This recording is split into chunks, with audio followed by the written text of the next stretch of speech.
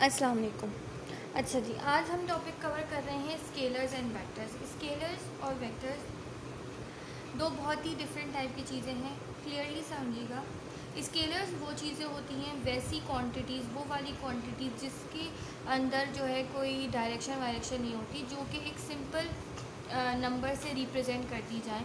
ऐसी चीज़ों को, ऐसी फ़िज़िकल चीज़ों को हम कहते हैं स्केलर। ठीक है, अब हम फ़िज़िक्स पढ़ रहे हैं, फ़िज़िक्स के अंदर हमें पता है हर चीज़ को हम जो है मेजर करते हैं, नंबर की फॉर्म में मेजर करते हैं। ठीक है, उसकी लेंथ ले रहे हैं, डिस्टेंस ले रहे हैं, हर चीज़ मेजर कर रहे हैं। तो जो ये फ़िज़िकल क्वांटिटीज़ होती हैं, ये क्वांटिटीज़ निकालते हैं हम, इनको हम जो है रिप्रेजेंट करते हैं। अब इनमें से कुछ चीज़ें होती हैं जो कि सिर्फ नंबर से रिप्रेजेंट की जाती हैं। ठीक है, उनको हम कहते हैं स्केलर्स।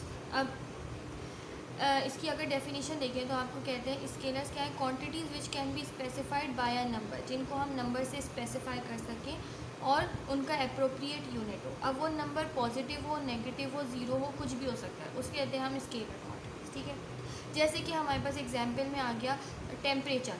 ठीक है, 100 डिग्री सेंटीग्रेड है या 103 डिग्री सेंटीग्रेड है किसी बंदे को टेम्परेचर। ठीक है, फीवर हो रहा है, हम चेक कर रहे हैं, तो टेम्परेचर जो होता है एक नंबर से रिप्रेजेंट कर दिया जाता है। 100 डिग्री, 97 डिग्री, ठीक है, 5 डिग्री, 4 डिग्री, 0 डिग्री।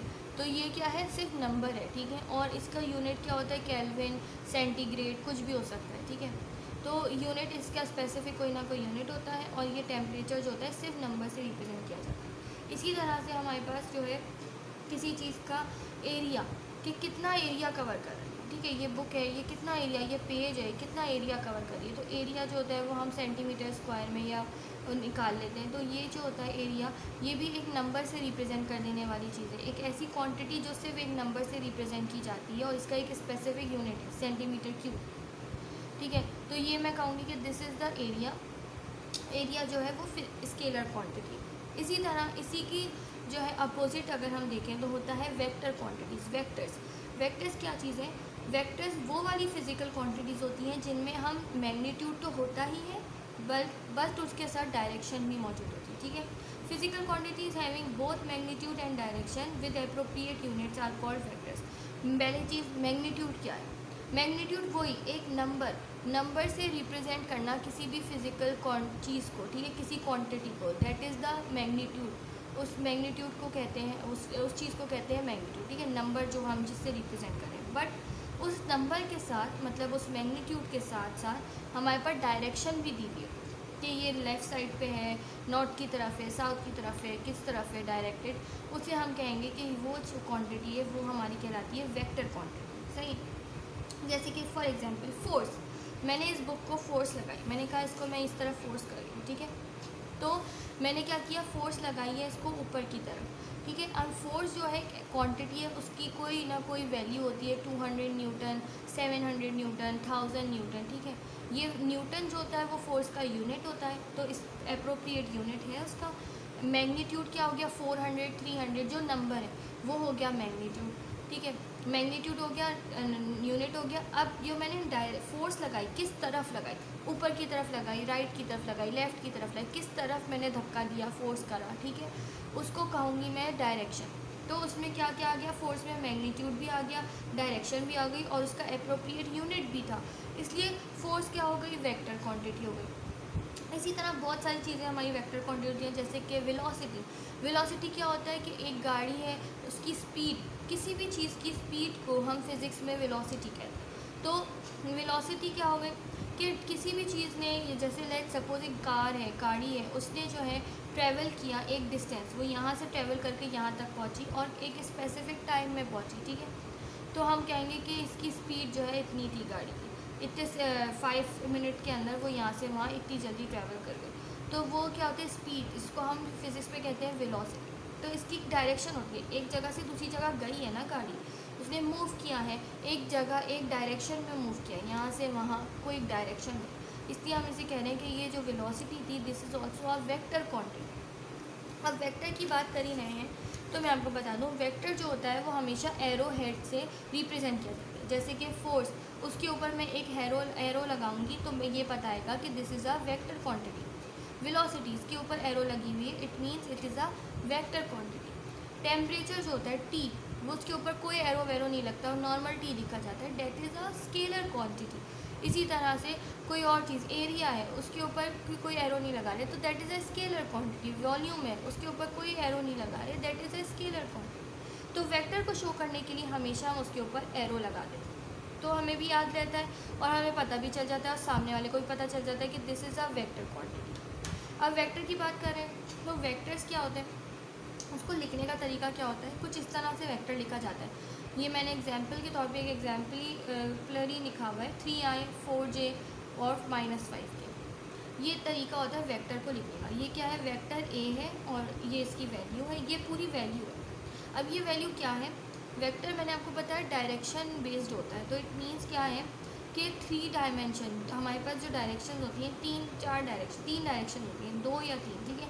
2 क्या, Y axis, X axis, 2 axis होते हैं हमारे पास। इसके अलावा तीसरा एक्सिस जो 3 डायमेंशन की बात करें that is the Z axis. अगर हम हाथ से बनाएं, this is the Y axis, ठीक है, this is the X axis, और ये जो बाहर की तरफ निकला हुआ है this is the Z axis.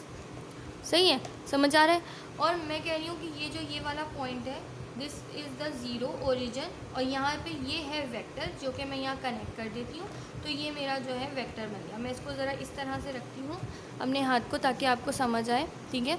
और ये मेरा वेक्टर है, तो मैं कहूँगी कि ये जो है मेरा वेक्टर, ये ओरिजिन से कनेक्टेड है और ये वाई है, इसका एक्स एक्सिस है, ये वाई एक्सिस है, ये जेड एक्सिस और ये वेक्टर, ठीक है। तो अगर मैं इस वेक्टर को जो 3 डायमेंशन में मौजूद है उसको रीड करूँगी या लिखूँगी, तो मैं उसको इस तरह से लिखूँगी 3i 4j 5k। i, j और k क्या है, i, j, k इसकी कॉम्पोनेंट्स है, इसके वेक्टर ए के कंपोनेंट, ये वेक्टर ए है, इसके कंपोनेंट है एक्स की तरफ, वाई की तरफ और जेड की तरफ से। कंपोनेंट्स का मतलब होता है शेडो, मतलब ये जो वेक्टर है ये कहीं ना कहीं कोई ना कोई शेडो एक्स की तरफ बना रहा होगा, कोई ना कोई जेड की तरफ बना रहा होगा, कोई ना कोई वाई की तरफ शेडो बना रहा होगा, ठीक है। तो इसके जो कंपोनेंट होंगे, एक्स के साथ जो होगा उसको ऐसे रिप्रेजेंट करेंगे, वाई के साथ जो होगा उसको ऐसे रिप्रेजेंट करेंगे, जेड के साथ जो होगा वो कुछ यूँ रिप्रेजेंट होगा, ठीक है। तो ये जो इसके कंपोनेंट्स होंगे, इन कंपोनेंट्स को ज्वाइन कर दूंगी, मर्ज कर दूंगी, ऐड कर दूंगी, तो ये मेरा एक वेक्टर बन जाएगा। तो ये आई जो है ये एक्स की तरफ का कंपोनेंट शो करता है, जे जो है वाई की तरफ के कंपोनेंट को शो करता है और के जो है वो जेड की तरफ के कंपोनेंट को शो करता है। तो 3i 4j और 5k का मतलब क्या हो गया, 3 जो है वो एक्स के कंपोनेंट की वैल्यू है, 4 जो है वाई के कंपोनेंट की वैल्यू है और -5 जो है वो जेड के कंपोनेंट की वैल्यू है, ठीक है। और ये वेक्टर को शो कर दिया मैंने, it means i, j, k 3 चीज़ें 3 डायमेंशंस पे लिखा हुआ है, x, y, z तीनों डायमेंशन में लिखा है, इट मीन ये 3D डायमेंशन वेक्टर है। अब वेक्टर इस तरह से लिखा जाता है, आपको दे दिया दिस इज़ अ वेक्टर और ये जो है इसकी वैल्यू। अब हमें तो कभी आदत नहीं है ऐसी कोई वैल्यू याद करने, पढ़ने की या सुनने की। हम तो हमेशा कहते हैं कि फोर्स जो है वो 4 न्यूटन है, 40 न्यूटन है, 7 न्यूटन। मैं आपको बोल दूँगी फोर्स है कैपिटल F और वो ऐसे दे दूँ तो आप भी कंफ्यूज हो जाओगे, व्हाट इज़ दिस। आपको तो एक नंबर चाहिए, ठीक है, 300, 400, 2, 7, 6 कोई एक नंबर हो, वो समझ आता है हमें नॉर्मली। तो हम क्या करेंगे, वो नंबर निकालेंगे, मैग्नीट्यूड निकालेंगे, ठीक है। मैग्नीट्यूड निकालना या नंबर निकालना या वेक्टर का मैग्नीट्यूड निकालना, उसे हम कहते हैं इस तरह से रिप्रेजेंट करते हैं। इसके ऊपर 2 स्ट्रेट लाइंस लगा देते हैं जिसे हम कहते हैं मॉड। वेक्टर के ऊपर आप मॉड लगा देंगे और फॉर्मूला बनाएंगे, फॉर्मूला हो जाएगा √x² + y² + z²। तो हमारे पास आ जाएगा मैग्नीट्यूड ऑफ द वेक्टर, मतलब एक नंबर, एक क्वांटिटी इस वेक्टर की, ठीक है। ये वेक्टर अभी ऐसा कॉम्प्लिकेटेड सा लिखा हुआ है, अब हमारे पास इसका मैग्नीट्यूड चाहिए तो हम ये फॉर्मूला लगाएंगे √x² y² z²। अब यहाँ वैल्यू कौन सी पुट करेंगे, x² में हम x वाली वैल्यू पुट करेंगे। i मैंने आपको बताया x की वैल्यू को रिप्रेजेंट करता है, तो यहाँ हम x की जगह पे 3 लगाएंगे। j जो है वो y की कंपोनेंट को, y की साइड की वैल्यू को रिप्रेजेंट करता है, तो j के साथ जो वैल्यू है वो y वाले में आ जाएगी। इसी तरह k जो है वो z की साइड की वैल्यू को शो करता है, तो ये जो z k के साथ वैल्यू है -5, ये z की जगह लिखी जाएगी। तो अगर मैं बोलूँ ये वेक्टर है और इसका मैग्नीट्यूड निकालना है तो आपने ये फॉर्मूला लिखना है और फॉर्मूला में आपने ऐसे वैल्यूज़ पुट कर देंगे, 3² 4² -5 का स्क्वायर।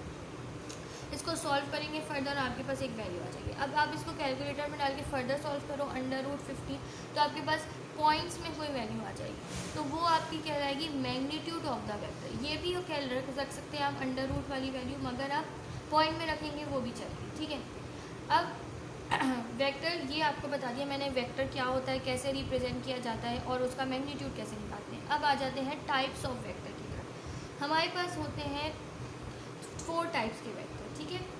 पहला वेक्टर यूनिट वेक्टर, दूसरा फ्री वेक्टर, तीसरा पोजीशन वेक्टर और चौथा नल वेक्टर, ठीक है। यूनिट वेक्टर क्या होता है, वेक्टर जो रिप्रेजेंट हो उसका जो मैग्नीट्यूड हो वो क्या हो 1, उसे हम कहेंगे यूनिट वेक्टर। ऐसा वेक्टर जिसका मैग्नीट्यूड 1 हो उसे हम कहते हैं यूनिट वेक्टर, ठीक है। ये तो होता है इसकी डेफिनेशन हो गई, बट एक्चुअली में यूनिट वेक्टर क्या चीज़ होती है। यूनिट वेक्टर जो है हम निकालते हैं, हर वेक्टर का यूनिट वेक्टर निकाला जाता है, ठीक है। कैसे निकाला जाता है, एक फॉर्मूला होता है, वो होता है वेक्टर जिस भी अल्फ़ाबेट से शो किया गया, ABCFJ कोई भी, उसी को शॉर्ट फॉर्म में करके लिखते हैं, ठीक है। जैसे मैंने आपको कहा यहाँ पे हमारी एग्जाम्पल चल रही है वेक्टर A, तो कैपिटल A से मैंने वेक्टर शो किया, स्मॉल a से यूनिट वेक्टर शो करेंगे, ठीक है।